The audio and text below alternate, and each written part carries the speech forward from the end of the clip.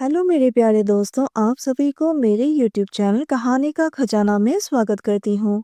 I hope आप सभी लोग खुश होंगे, स्वस्थ होंगे। चलिए दोस्तों, आज आप सबको मैं एक नई कहानी सुनाती हूँ। मेरा नाम रवि है और मैं देखने में बहुत ही हैंडसम हूँ। मैं अपने घर का एक लौता लड़का हूँ। शादी से पहले मैं बहुत ही खुश रहा करता था, लेकिन जब से शादी हुई है तब से जिम्मेदारी उठाते उठाते मैं एकदम ही बोर हो गया था। कुछ महीनों पहले की बात है।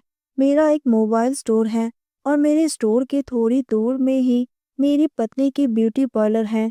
वहां पर अक्सर एक औरत आया जाया करती थी। देखने में वो किसी अमीर घर की लगती थी। पता नहीं मुझे क्या हो जाता था।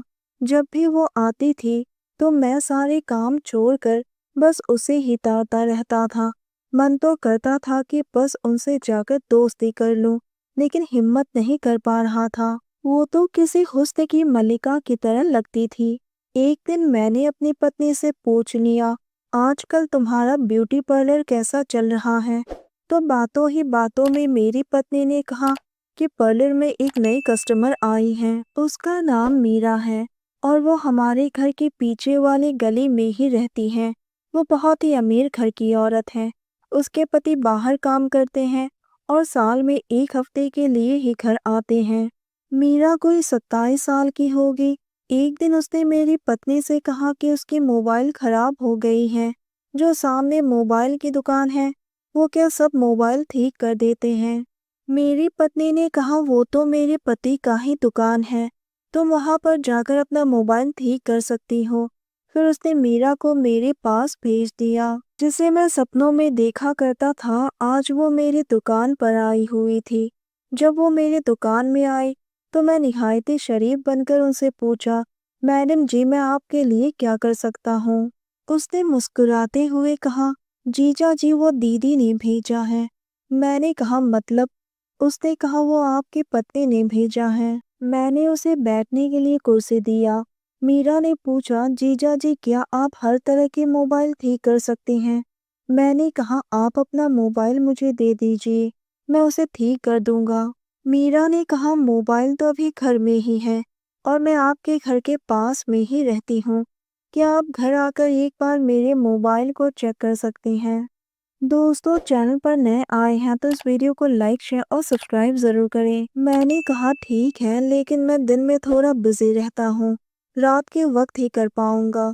उसने कहा, कोई बात नहीं, आप रात को ही आ जाइए, मुझे कोई दिक्कत नहीं है।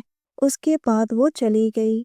मैंने फोन करके अपनी पत्नी को कहा कि मुझे रात को थोड़ा काम है, तो मैं देर से घर आऊंगा, तुम खाना खाकर सो जाना। मैं रात के 8 बजे मीरा के घर गया। मैंने डोरबेल बजाया तो मीरा ने आकर दरवाजा खोला। मैं उन्हें देखता ही रह गया। मीरा बोली, जीजा जी, कहाँ खो गए आप? चले अंदर आइए। मैंने कहा, सॉरी, वो आप आज बहुत ही खूबसूरत लग रही हैं। मेरी नज़रें तो आपसे हट ही नहीं रही हैं। फिर मैंने उसे मोबाइल दिखाने को कहा। मीरा ने पूछा, आप क्या लेंगे? मैंने कहा, बस एक कप चाय दे दीजिए। मैंने पूछा, आप इस घर में अकेली रहती हैं? तो उसने कहा, हाँ, वो मेरे पति विदेश में रहते हैं, तो इसलिए मैं इस घर में अकेले ही रहती हूँ। सास ससुर भी अब इस दुनिया में नहीं रहे।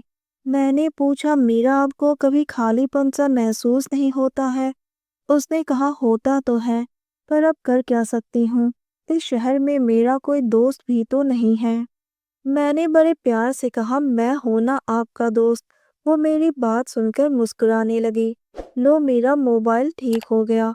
वो सेटिंग में कुछ प्रॉब्लम हो रहा था। उसी वक्त मैंने उसे अपना मोबाइल नंबर दे दिया और कहा कि कोई भी प्रॉब्लम हो तो मुझे तुरंत ही फोन कर देना। फिर धीरे धीरे मेरी उनसे दोस्ती हो गई। दिन बीतते गए और हम दोनों एक दूसरे के बहुत ही अच्छे दोस्त बन गए। उसके बाद वो मेरी पत्नी के पार्लर में कम और मेरी दुकान में ज्यादा आने लगी। हम दोनों घंटों बातें करते थे और धीरे धीरे एक दूसरे के बहुत ही करीब आने लगे। एक दिन वो मेरी दुकान पर आई और कहने लगे कि मेरा मोबाइल फिर से खराब हो गया है, तुम रात को आकर देख लेना। मैंने कहा, ठीक है, मैं आ जाऊंगा। जब मैं रात को मीरा के घर पहुंचा तो मैंने देखा कि उसका मोबाइल तो बिल्कुल ही ठीक है, मीरा ने कहा, मोबाइल को छोड़ो और मुझे देखो।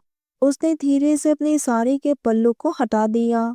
मैंने कहा, मीरा ये ठीक नहीं है, हम दोनों ही शादीशुदा हैं। उसने कहा, ठीक है या नहीं ये हम बाद में सोचेंगे, लेकिन आज खुलकर एक दूसरे की ज़रूरत को पूरा कर लेते हैं। मैं 4 सालों से अपने पति से अलग हूँ, लेकिन मीरा तुम्हारा पति तो हर साल घर आता है। उसने कहा, वो तो मैंने तुम्हारी पत्नी को झूठ बोला था, और रही बात तुम्हारी पत्नी की, तो उसका अपने असिस्टेंट अमन के साथ ही चक्कर चल रहा है, जो शायद तुम्हें पता नहीं है। धीरे धीरे करके उसने अपनी साड़ी को हटा दिया। मैंने जितना सोचा था वो उससे भी ज्यादा सुंदर थी। मीरा मेरे पास आई और मेरे होठों पर अपने होठ रख दिए। मैंने भी धीरे से अपना हाथ उसके कमर पर रख दिया, और उसके बाद हम दोनों एक दूसरे की जरूरत को पूरा करने में लग गए। मीरा मेरी तरफ देखकर कातिल निगाहों से मुस्कुरा रही थी। उसने कहा, 4 सालों के बाद आज मुझे वो सुकून मिली है जिसके लिए मैं तड़प रही थी। रात को मैं मीरा के घर में ही रुक गया। सुबह मीरा मेरे लिए चाय लेकर आई। वो बहुत ही खुश नजर आ रही थी। फिर हमने साथ में बैठकर चाय पिया, और फ्रेश होकर मैं अपनी दुकान पर चला गया। दोस्तों, आप सबने अपना कीमती समय निकाल कर इस वीडियो को सुना, इसके लिए आप सभी को धन्यवाद करती हूँ। धन्यवाद दोस्तों।